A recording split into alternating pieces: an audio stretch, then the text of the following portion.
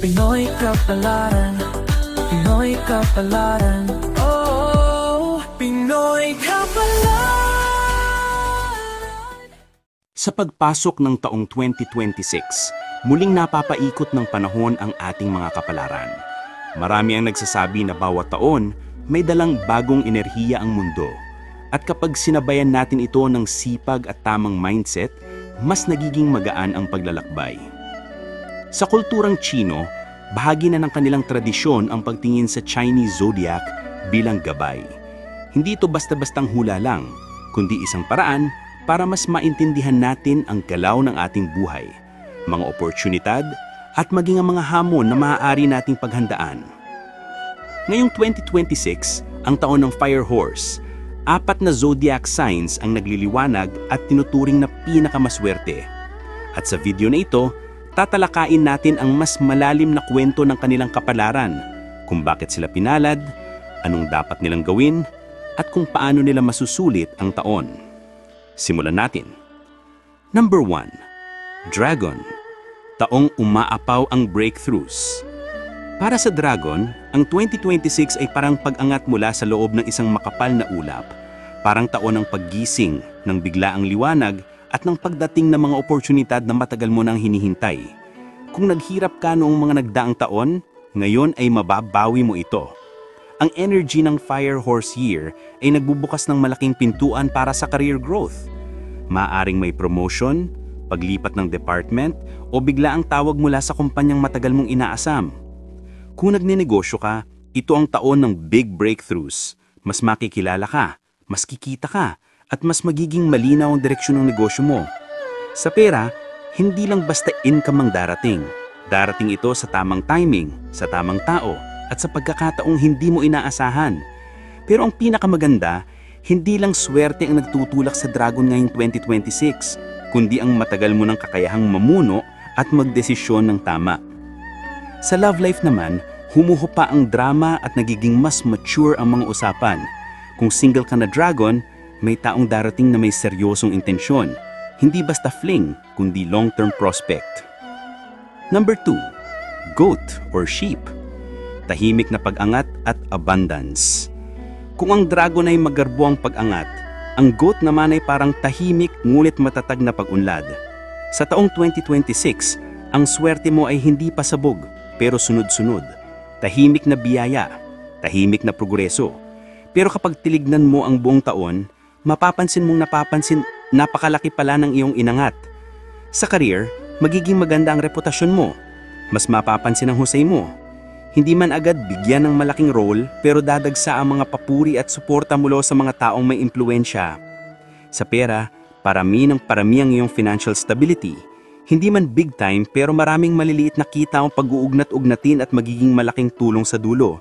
Kung nag-iipon ka, ito ang taon ng malaki ang mabubuo mo. Sa pag-ibig, mas nagiging sweet at mas grounded ang relasyon. Para sa single goat, posibleng makilala mo ang isang taong simple ngunit maaasahan. Isang relasyon na hindi mabilis pero pangmataganan. Number 3. Tiger. Leadership, energy, and personal triumphs. Ang Tiger ay isa sa may pinakamalakas na compatibility sa energy ng Fire Horse Year. Dahil pareho silang malakas, mabilis, at driven, ang 2026 ay parang taon ng pagtaas ng iyong personal power. Sa trabaho, hindi ka lang basta lulutang. Ikaw ang magiging sentro ng maraming proyekto. Mas mapapansin ang leadership mo at may chance na magbukas ang pintuan para sa mas mataas na posisyon. Kung nagpaplano ka ng career shift, ito ang taon para lumipad. Sa pera, mataas ang energy ng daloy. Mas madali kang makakakuha ng clients, sales, commissions o mga bagong oportunidad.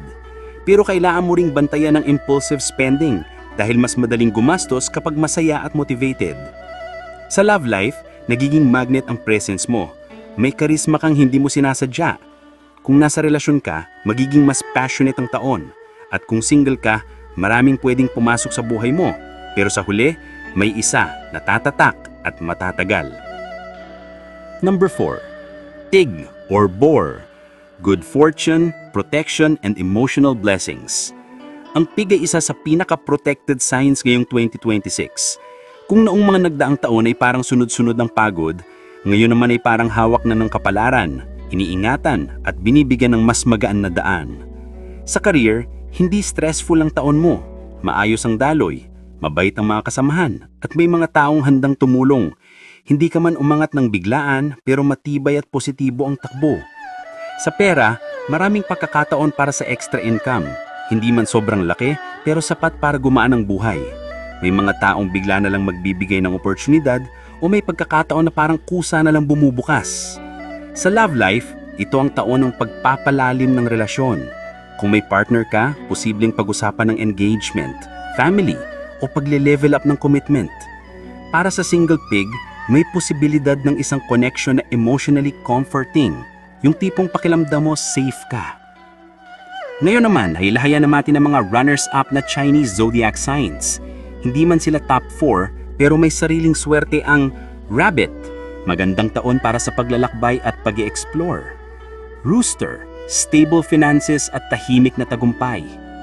Monkey, taon ng pag-aaral ng bagong skills at pagle-level up. Horse, malakas ang social luck at connections. Ang 2026 ay hindi basta taon lamang, kundi panahon ng paggalaw at paglawak. At kahit sinong zodiac sign ka, tandaang gabay lamang ang mga ito. Ang tunay na naghahawak ng direksyon ng ating buhay ay ang ating mga desisyon, ang ating puso, at ang paraan nating pagharap sa bawat pagkakataon. Kung isa ka sa pinakamaswerteng zodiac sign ngayong 2026, gamitin mo ang taon na ito para ipagpatuloy ang iyong mga pangarap. At kung hindi ka kabilang, huwag mawalan ng pag-asa. May sariling siklo ng pag-angat ang bawat isa, at maaring ang taon mo ay papalapit na.